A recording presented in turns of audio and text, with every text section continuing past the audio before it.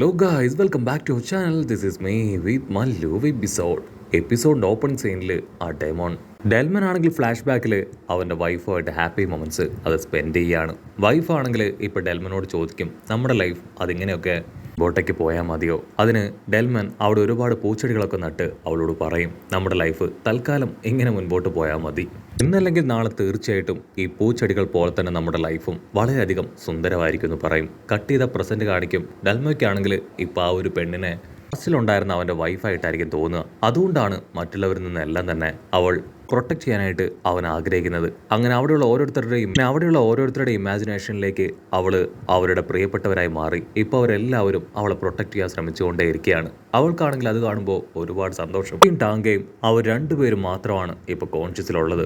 ഷാങ്കയാണെങ്കിൽ ഇവിടെയുള്ള എല്ലാവരോടുമായിട്ട് പറയും, ഗായ്സ് നിങ്ങൾ എന്നോട് ക്ഷമിക്കണം, എനിക്ക് വേറെ വഴിയില്ല എന്ന് പറഞ്ഞ് അവൻ്റെ വൈറ്റൽ ഇൻസ്ട്രുമെന്റ് അതെടുക്കുകയാണ്. ആ ഒരു വെപ്പൻ ഉപയോഗിച്ച് അറ്റാക്ക് ചെയ്യാൻ അവൻ തയ്യാറാവും. കാഴ്ചാണ്ട് ഡെൽമൻ ആണെങ്കിൽ അപ്സെറ്റ് ആവുകയാണ്. അവൻ്റെ വൈഫിനെ തട്ടിക്കൊണ്ടു പോകാൻ വന്ന ആൾക്കാരായിട്ടായിരിക്കും അവരെ കാണുക. അവനാണെങ്കിൽ അവരെ അറ്റാക്ക് ചെയ്യാനായിട്ട് ഓടി അടുക്കും. അടുത്ത നിമിഷം അവൻ ആ ഒരു വെപ്പൻ അതങ്ങനെ യൂസ് ചെയ്യുകയാണ്. അതിൽ നിന്ന് ഒരുപാട് കയർ പുറത്തേക്ക് വന്ന് അവരുടെ ലൂപ്പിൽ പെട്ടുപോയ നമ്മുടെ ടീംസിനെ എല്ലാവരെയും അങ്ങനെ ലോക്ക് ചെയ്യുകയാണ്. വില്ലത്തി പെണ്ണാണെങ്കിൽ ഡംസിയോട് പറയും, ഓ നീ നിന്റെ കയർ പവർ വെച്ച് അവരെ എല്ലാവരെയും ലോക്ക് ചെയ്തല്ലേ, അതുകൊണ്ടൊന്നും യാതൊരു കാര്യമില്ല, എന്തെങ്കിലും ആപത്ത് സംഭവിച്ചു എന്ന് മനസ്സിലാക്കിയ ആ കയറ് അത് അവർ അറുത്തു വരും. അതിനെ ഡബ്സി ആണെങ്കിൽ അങ്ങനെയാണെങ്കിൽ നീ അത് ചെയ്യാനായിട്ട് പറയും. ഉടനെ അവളെ ഇൻസ്ട്രക്ഷൻ കൊടുക്കും. പക്ഷേ അവർക്ക് ആർക്കും തന്നെ ഒരു കയർ അറുത്ത് പുറത്തേക്ക് വരാനായിട്ട് കഴിയില്ല, കാരണം അതിന് അത്രത്തോളം സ്ട്രെങ്ത് ഉണ്ട്. ഡംസി ആണെങ്കിൽ അവളോട് പറയും, അവരാ കയറ് അത് അഴിക്കാൻ ശ്രമിക്കും തോറും അത് കൂടുതൽ ടൈറ്റ് ആവുമെന്ന് പറഞ്ഞ് അവരെ എല്ലാവരും ഒരു ബോൾ പോലാക്കി മാറ്റും. പിന്നീട് ഡബ്സി ആണെങ്കിൽ ആ പവർ ഉപയോഗിച്ചുകൊണ്ട് തന്നെ അവളെ ലോക്ക് ചെയ്ത് തലകീഴായി കെട്ടി തൂക്കിയിടും. ആണെങ്കിൽ ക്യാഷ്വലായിട്ട് അവളോട് പറയും, ഇത് വളരെ ഈസി ആയിട്ട് കംപ്ലീറ്റ് ചെയ്യുമെന്ന് ഞാൻ നിന്നോട് ആദ്യമേ പറഞ്ഞതല്ലേ, നീ ഇതൊന്നും പ്രതീക്ഷിച്ചില്ല അല്ലേ. അതിനവളാണെങ്കിൽ ദേഷ്യപ്പെട്ട് പറയും, നിനക്ക് കുറച്ചെങ്കിലും മര്യാദ എന്നോട് കാണിച്ചൂടെ, ഒന്നുമല്ലെങ്കിലും ഞാനൊരു പെൺകുട്ടിയല്ലേ, എൻ്റെ സ്ഥലത്തേക്ക് വന്ന് എന്നോട് തന്നെ ഇങ്ങനെ ചെയ്യാൻ നിനക്ക് എങ്ങനെ മനസ്സ് വന്നു. പോയി വില്ലത്തിയാണെങ്കിൽ വിളിച്ചു പറയും, നിങ്ങളിത് കാണുന്നില്ലേ, നിങ്ങളിപ്പോൾ എന്നെ പ്രൊട്ടക്റ്റ് ചെയ്യേണ്ട ആൾക്കാരാണ്, എന്നെ ഇവൻ ായിട്ട് ശ്രമിക്കുകയാണ്. അത് കേട്ട ആ ഒരു ലൂപ്പിൽ പെട്ടുകിടക്കുന്ന അവരെല്ലാവരും ഇപ്പോൾ ആ കയറിൽ നിന്ന് പുറത്തു വരാനായിട്ട് ശ്രമിക്കും. അവർ കൂടുതൽ അതിൽ നിന്ന് രക്ഷപ്പെടാൻ ശ്രമിക്കുന്നവരും ആ കയറ് വീണ്ടും ടൈറ്റായി അവരുടെ ലൈഫിന് തന്നെ വലിയൊരു ത്രെട്ടായി മാറുകയാണ്. അവർക്ക് എല്ലാവർക്കും നല്ല രീതിയിൽ പരിക്ക് പറ്റി ചോര തുളുമ്പുകയാണ്. ടാപ്സിക്കാണെങ്കിൽ അത് കണ്ട് എന്താ ചെയ്യേണ്ടതെന്ന് അറിയില്ല. അവനാണെങ്കിൽ വിളിച്ചു പറയും, ഓ അവളെ പ്രൊട്ടക്റ്റ് ചെയ്യാനാണല്ലേ നിങ്ങൾ സ്വയം ഇല്ലാതാക്കാൻ ശ്രമിക്കുന്നത്, അത്ര ആഗ്രഹമാണെങ്കിൽ നിങ്ങൾ പുറത്തേക്ക് വന്ന് അവളെ സേവ് ചെയ്യാൻ പറഞ്ഞ് അവനാണെങ്കിൽ ആ കയറങ്ങനെ കട്ട് ചെയ്ത് വിടുകയാണ്. ഡാംസി ആണെങ്കിൽ അൺഎക്സ്പെക്റ്റഡ് ആയിട്ട് ആ കയറ് അത് കട്ട് ചെയ്തതുകൊണ്ട് തന്നെ അവര് അങ്ങനെ ഉരുണ്ട് ആ ഒരു ബിൽഡിംഗ് പോലും തകർത്ത് താഴേക്ക് പോവാണ്. ഉടനെ ഡാങ്കി ആണെങ്കിൽ വണ്ടർ അടിച്ച്, നീ എന്തായി ചെയ്തേ, അവരെല്ലാവരും നമ്മുടെ ടീംമേറ്റ് എന്നുള്ള കാര്യം നീ മറന്നുപോയോ. ഡാംസി ആണെങ്കിൽ അവനോട് പ്രത്യേകിച്ച് മറുപടി ഒന്നും പറയാതെ ഇപ്പൊ പരുക്ക് പറ്റിയ അവരുടെ അടുത്തേക്ക് ചെല്ലുകയാണ്. അവരെല്ലാവരും ഒരുപാട് പരുക്കുകളൊക്കെ പറ്റി വേദനയിൽ നിലവിളിക്കുകയാണ്. ഇല്ലത്തി പെണ്ണാണെങ്കിൽ ഇപ്പൊ പൊട്ടിച്ചിരിക്കും, നീ അത് കാണുന്നില്ലേ, അവർ സ്വയമായിട്ട് മരിക്കാൻ തയ്യാറാവുമ്പോൾ പോലും എന്നെ പ്രൊട്ടക്ട് ചെയ്യാനാണ് ശ്രമിക്കുന്നത്, അവരെ കൊണ്ട് ഒന്നും ചെയ്യാൻ കഴിയില്ല, നിങ്ങളെ എതിർക്കുക എന്നത് മാത്രമാണ് ഇപ്പോഴത്തെ ലക്ഷ്യം. അത് കേട്ട് ഡാംസിക്കാണെങ്കിൽ അവന്റെ ദേഷ്യം അത് 10 മടങ്ങാവുകയാണ്.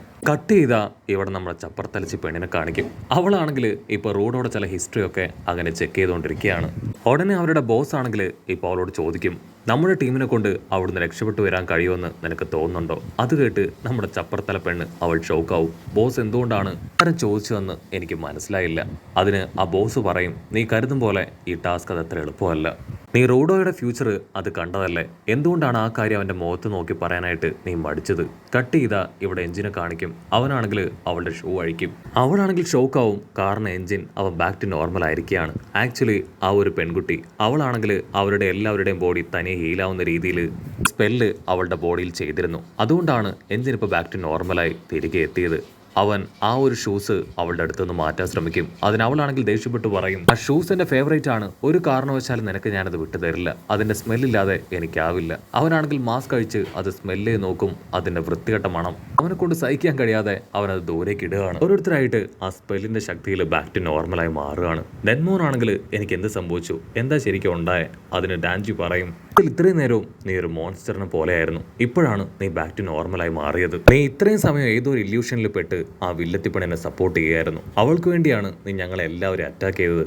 അത് കേട്ട് അവൻ ഷോക്കാവും. ശരിക്കും അതെല്ലാം ഒരു ഇല്യൂഷൻ ആയിരുന്നോ? ഞാനൊരു സ്വപ്നത്തിലായിരുന്നോ? ഞാൻ കരുതിയത് എൻ്റെ പ്രിയതമ അവൾ തിരികെ വന്നുവെന്നാണ്. ഞങ്ങളുടെ ഹാപ്പി ലൈഫാണ് ഞാൻ ഓർത്തുകൊണ്ടിരുന്നത്. അവളാണെന്ന് കരുതിയാണ് ആ വില്ലത്തിയെ പ്രൊട്ടക്ട് ചെയ്യാനായിട്ട് ഇതെല്ലാം കാട്ടിക്കൂട്ടിയെന്ന് പറഞ്ഞ് അവനാണെങ്കിൽ തല താഴ്ത്തി നിൽക്കും. ചാങ്കയാണെങ്കിൽ എല്ലാ കാര്യങ്ങളും ഓർത്ത് അങ്ങനെ നിൽക്കും.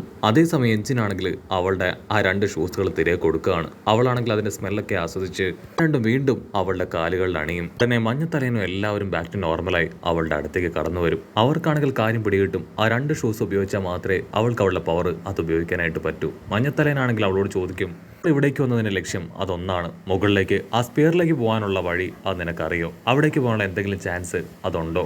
അതിന് അവള് പറയും, ഗായ്സ് ആർ അൺബിലീവബിൾ. നിങ്ങൾക്ക് അല്പം പോലും മനസാക്ഷിയില്ലേ? എൻ്റെ സ്ഥലത്തേക്ക് വന്ന് എൻ്റെ ബിൽഡിംഗ് തന്നെ നിങ്ങൾ തകർത്തു. എന്നെ നിങ്ങൾ അറ്റാക്ക് ചെയ്തു. അവളുടെ വാക്കുകൾ കേട്ട് സാങ്കയ്ക്കാണെങ്കിൽ കൂടുതൽ ദേഷ്യം വരും. അതേസമയം ഹീറോ റൂഡോ അവനാണെങ്കിൽ മാസ്ക് ഊരി അവളുടെ അടുത്തേക്ക് നടന്നെടുക്കുകയാണ്. ചെരുപ്പുകൾ ഇട്ടാൽ അവൾക്ക് വീണ്ടും ആ പവർ ഉണ്ടാവുമെന്ന് അറിഞ്ഞിട്ട് പോലും അവൻ നടന്നെടുക്കും. അതേസമയം ഇവിടെ ചപ്പർത്തല പെണ്ണ് അവളാണെങ്കിൽ ബോസിനോട് പറയും, ഐ എം സോറി, ഞാനത് അറിഞ്ഞിട്ടും അവനോട് പറയാത്തതിൽ കാര്യമുണ്ട്. ഉള്ളിൽ അൺലിമിറ്റഡ് ആയിട്ടുള്ള കോപമുണ്ട്. അത് പുറത്തേക്ക് വന്ന വലിയ അപകടമാണ്. ഓരോരുത്തരുടെ ഉള്ളിലും ഡിഫറെൻ്റ് ആയിട്ടുള്ള കാര്യങ്ങളാണ്. അവൻ്റെ മനസ്സിൽ ദേഷ്യവും വെറുപ്പും പകയും മാത്രമാണ്. ട്രിഗർ ചെയ്ത് പുറത്തേക്ക് വന്ന അവൻ ഈ ലോകം പോലും നശിപ്പിച്ച് കളയും. കട്ട് ചെയ്ത പ്രസന്റ് കാണിക്കും. റോഡോ ആണെങ്കിൽ അവളുടെ അടുത്തേക്ക് വന്ന് അവളെ പിടിച്ച് വലിച്ച് അങ്ങനെ അറഞ്ചം പുറഞ്ചും തല്ലി കൊല്ലുകയാണ്. ബാക്കിയുള്ളവരാണെങ്കിൽ ഇപ്പൊ ഹീറോ റോഡോയെ പിടിച്ചു മാറ്റാനായിട്ട് ശ്രമിക്കും. അതിനവൻ ദേഷ്യപ്പെട്ട് പറയും, അവൾ ചെയ്തത് വലിയൊരു തെറ്റാണ്. എല്ലാവരുടെയും മെമ്മറീസിനകത്തേക്ക് കയറി ചെന്ന് അവൾ നമ്മുടെ ഇമോഷൻ വെച്ചാണ് കളിച്ചത്. അതുകൊണ്ട് ഒരു കാരണവശാലും വെറുതെ വിടില്ല എന്ന് പറഞ്ഞ് അവൻ്റെ ഉള്ളിലെ ആ ഒരു ടെറർ ഫേസ് പുറത്തേക്ക് വരികയാണ്. അത് കാണുമ്പോൾ ബാക്കിയുള്ളവർക്ക് അല്പം ടെൻഷൻ തോന്നും. അവരെങ്ങനെയൊക്കെയോ റോഡോയെ സമാധാനിപ്പിച്ച് അവനോട് ചോദിക്കും, ഇനി മുകളിലേക്ക് പോകാനുള്ള ആ വഴി അത് നമ്മൾ എങ്ങനെ കണ്ടെത്തും? അതിനെക്കുറിച്ച് എന്തെങ്കിലും നിനക്കറിയോ? അവൾ സഹായിച്ചെങ്കിൽ മാത്രമേ അവിടേക്ക് പോകാനുള്ള വഴി അത് നമുക്കറിയാനും അവിടേക്ക് പോകാനും സാധിക്കൂ. ആണെങ്കിൽ ആ ചോദ്യം കേൾക്കേണ്ട താമസം അവനാണെങ്കിൽ ഷോക്ക് ആവുകയാണ്. അവൻ അപ്പോഴായിരിക്കും അവരവിടേക്ക് വന്ന മിഷന്റെ കാര്യം ഓർക്കുക. അവിടേക്ക് എത്താനാണ് അവരവിടേക്ക് വന്നതും ആ പെൺകുട്ടിയെ മീറ്റ് ചെയ്തതും. അവൻ എന്ത് ചെയ്യണമെന്ന് അറിയാതെ എഞ്ചിനെ നോക്കും. എഞ്ചിനാണെങ്കിൽ ബാക്കിയുള്ള ആൾക്കാരോട് അവൾക്ക് ട്രീറ്റ്മെന്റ് കൊടുക്കാൻ പറഞ്ഞ് അവനെയും കൂട്ടി ഒരു ഭാഗത്തേക്ക് വരും. റൂഡോയോട് പേഴ്സണലായിട്ട് സംസാരിക്കും. ഇതിനാണെങ്കിൽ ഇപ്പൊ ഹീറോയോട് പറയും, നിന്റെ ലക്ഷ്യം നിന്റെ ലോകത്തേക്ക് തിരികെ പോവുക എന്നതല്ലേ? അതിനുവേണ്ടിയാണ് നമ്മൾ ഇവിടേക്ക് വന്നത്. പക്ഷെ നിന്റെ ഉള്ളിലെ കോപം അത് എല്ലാം തെറ്റിക്കുകയാണ്. നിന്റെ ഉള്ളിലെ അംബീഷനും വിഷനും എല്ലാം തന്നെ അത് ഡൈവേർട്ട് ചെയ്ത് കളയുകയാണ്. ഹീറോ ആണെങ്കിൽ ഇപ്പൊ എഞ്ചിനോട് പറയും, സത്യത്തിൽ എൻ്റെ ഗ്രാമത്തിലുണ്ടായിരുന്നപ്പോൾ എനിക്ക് ഒരുപാട് ദേഷ്യവും വെറുപ്പും പകയൊക്കെ ഉണ്ടായിരുന്നു. അത് എൻ്റെ സ്റ്റെപ്പ് ഫാദർ പറഞ്ഞ അനുസരിച്ച് എന്നെ കൊണ്ട് പറ്റും പോലെ കൺട്രോൾ ചെയ്താണ് ഞാൻ ജീവിച്ചിരുന്നത്. പക്ഷേ ഈ നോലാൻഡിലേക്ക് എത്തിയതിനു ശേഷം അതെൻ്റെ കൺട്രോൾ വിട്ട് പുറത്തേക്ക് വരികയാണ്. അവനവൻ്റെ ഇമോഷൻസ് പറയുന്ന അതേസമയം എഞ്ചിനാണെങ്കിൽ ഇപ്പോൾ ഹീറോയോട് പറയും, എനിക്ക് നല്ല സുന്ദരികളായിട്ടുള്ള പെൺകുട്ടികളെ ഒരുപാട് ഇഷ്ടമാണ്. റൂഡോ ആണെങ്കിൽ അത് കേട്ട് ഞെട്ടും. നീ എന്താ പരസ്പര ബന്ധമില്ലാത്ത കാര്യങ്ങൾ അത് സംസാരിക്കണേ?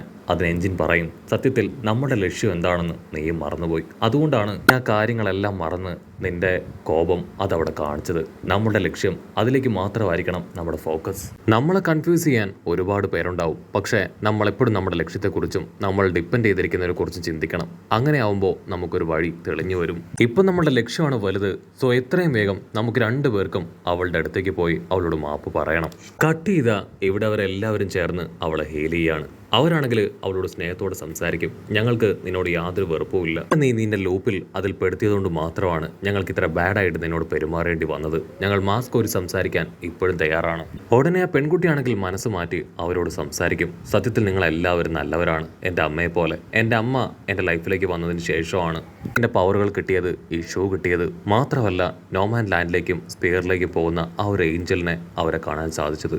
അത് കേട്ട് അവരെല്ലാവരും ഞെട്ടും. അവരാണെങ്കിൽ ആ കാര്യം കേട്ട് ഷോക്ക് ആവുന്നതോട് കൂടെ ഈ ഒരു എപ്പിസോഡും അവസാനിക്കുന്നു. എപ്പിസോഡ് ഇഷ്ടപ്പെടുകയാണെങ്കിൽ തീർച്ചയായിട്ടും ലൈക്ക് ചെയ്യാനും കമന്റ് ചെയ്യാനും ഷെയർ ചെയ്യാനും മറക്കല്ലേ. അടുത്തൊരു അടിപൊളി എപ്പിസോഡുമായിട്ട് കാണുന്നവരെ it's me with Mallu episode.